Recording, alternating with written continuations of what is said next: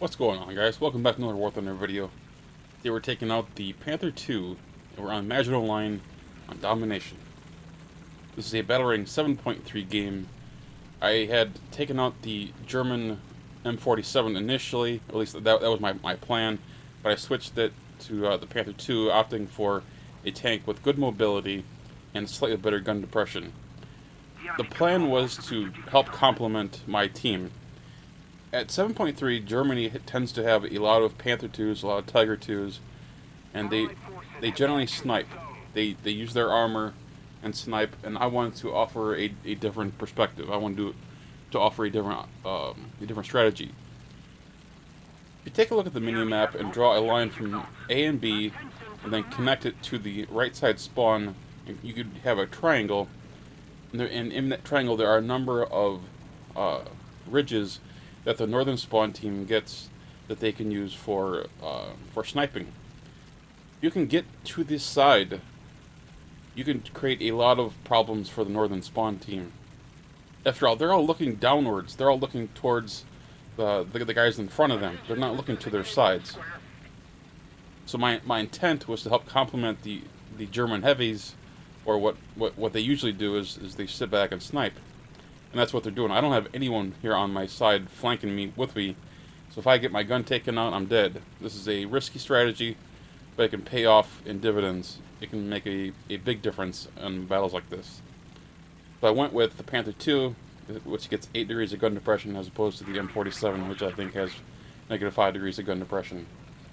And I want just a little bit of extra gun depression, just in case I encounter something like this, such as the Lorraine 40T. I hesitated initially because I wasn't sure if he saw me, but when it becomes clear that he didn't, I push him to take out his gunner as well as his cannon breech, and all he can do is drop artillery on me and ping me on the minimap. It's a pretty good way to start the battle for me, because I got the one guy who was protecting this side. Now, they do have some people already in the Alpha cap. Of course, they still have some guys in the Bravo cap keeping that under control.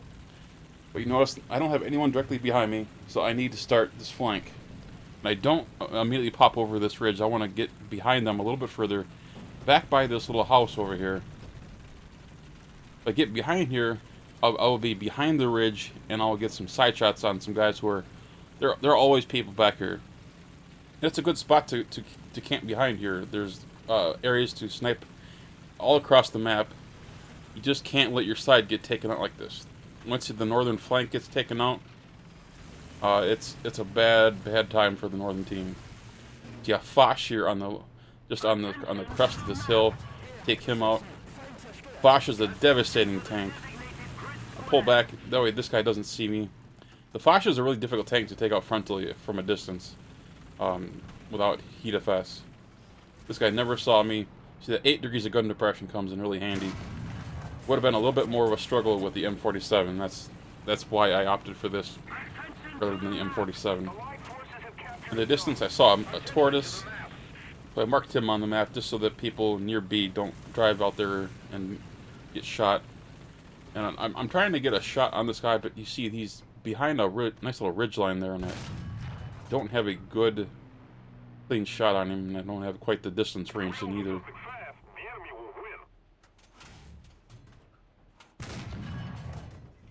And I thought for sure that was going to pen. Now, he thinks that I'm shooting him from this front, so he backs up and tries to get a beat on where I am, but it's his undoing. Now we got some guys at A.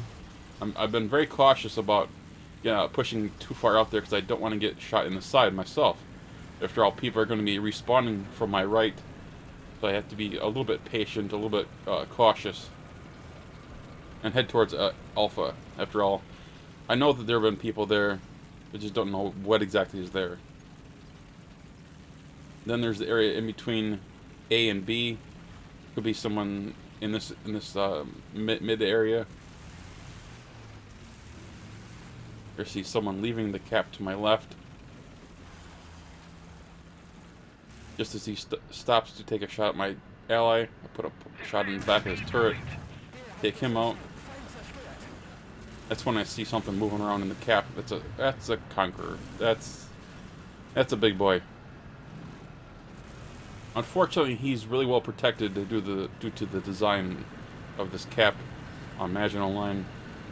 And once again, just being careful. I don't want to aggressively push out there and get shot in the side, but at the same time, I'm conflicted about what to do with this Conqueror, because he's not pushing out. He's got a long reload, so he's not feeling any sort of pressure to come out of there. After all, he's likely using his binoculars, scouting in front of him, and if he's not seeing anything, then there's really no point in him coming out of the protective hills there at the cap. But if you notice, we do have air up. Both teams have air up, and the Conqueror's dead. That's a big bomb run there. That'll save me a round, and it'll save me from having to expose myself to potentially getting killed. Just then, I see a guy coming out of Bravo. Don't know exactly the range, but I do get his track, so I have a rough estimate.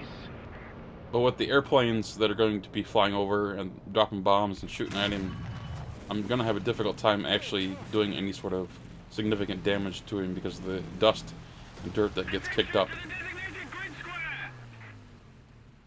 Okay, wow, that sailed clean over my head. That could have been really bad, though, because these French tanks have some amazing guns. I can't really be too critical of this guy's aim because mine isn't exactly on point right now. I can't see what I'm aiming at. Come on, a little bit higher. There we go. Finally, I just got him to. Sniper reward for some extra silver lines. Come up this hill just to get a higher vantage point. This is a lot of fairly flat territory. It's easy to have a player get behind a hill or even one of these little houses here and disappear. You can get above them. That's great, but just be careful because you got the enemy spawn here to the right, and you could very easily get one shot. So my friends are requesting help to the south of Charlie, in between the Charlie cap and the left spawn. So I'm thinking, alright, I'll use my speed and I'll go there. It's a long shot, but I figured it would be worth a shot. Unfortunately for me, it ended up proving to be a waste of time, as the Carnarvon ends up getting taken out by an ally. That leaves still a number of tankers on their team, and they had a Typhoon up, and I'm leery of where to go. I think I see a vehicle over here, just the top of a tank. It looked like an AMX vehicle of some sort, one of the French vehicles. So I go in pursuit, hoping to intercept him in his venture towards Alpha, but I haven't seen him just quite yet. I was hoping he would pop out in between these houses.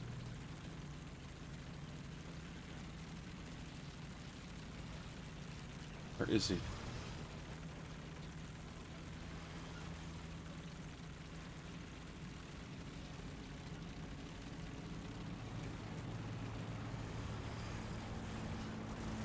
course, now you hear the airplanes, and this is where things go bad for me. Try to pull forward to avoid this airplane, and of course he gets me. Of course he takes out my entire turret, both the drive and the breach. And there's another vehicle right there. I didn't know at the time that this was the same vehicle or not, and as you're going to find out, he was not alone. There are actually two AMX 1390s up here in the area. It's like, what are the odds that I would get double teamed by two of these guys, and plus to get rocketed by the aircraft? This guy pops up, but I get taken out by the one on the hill in front of me.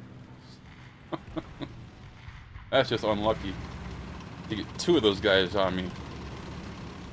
But if there is a silver lining, we do have map control currently. We did lose Alpha because of the two AMX 13s, but we do still have Bravo and Charlie under our control. And I respawned in the M47 with the intent of getting some footage. And I initially had HeatFS loaded, but with two AMX 13s, I don't have to worry about their armor. They're pretty thin. Also, you may notice that the route I'm taking is not quite as outward to the right, outward to the east. I'm taking a slightly more direct route, and that's because of the limited gun depression on the M47. My intent is to snipe towards Alpha, towards these two AMX-13s that are, one is on the cap and one is to the left of the cap, just beyond on this ridgeline here. Of course, I don't know exactly what this ridgeline distance is. I don't normally snipe on this area of the map. If I spawn from the south, I usually either go towards Bravo, Charlie, or I flanked around towards the east of Alpha. I don't usually sit back here and snipe with the heavies. So it takes me a couple of shots to dial in the distance, and it just so happens that I was only off by a couple hundred meters initially, so that worked out pretty well. And that takes out both of the AMX-1390s that were on the cap, or near the cap. Now we're able to resecure Alpha and finish out the game. There will be a little bit of action at Charlie and Bravo, but our team responded pretty quickly, and this was the last kill of this battle for me. The poach this SPA at the very end of the game. I'm not gonna turn down an easy free kill like that. Not with a premium vehicle anyway. And we finished out the AMX-13 from our previous battle. Sorry about that. And we got 8 kills, 1 death with the Panther II on account of the rockets, but that's the way it goes. 56,000 in silver lines, and over 5,000 in vehicle and modification research. And guys, I hope you all enjoyed this video. If you did, click that thumbs up button. And of course, if you're new to the channel, please subscribe. Take care, guys.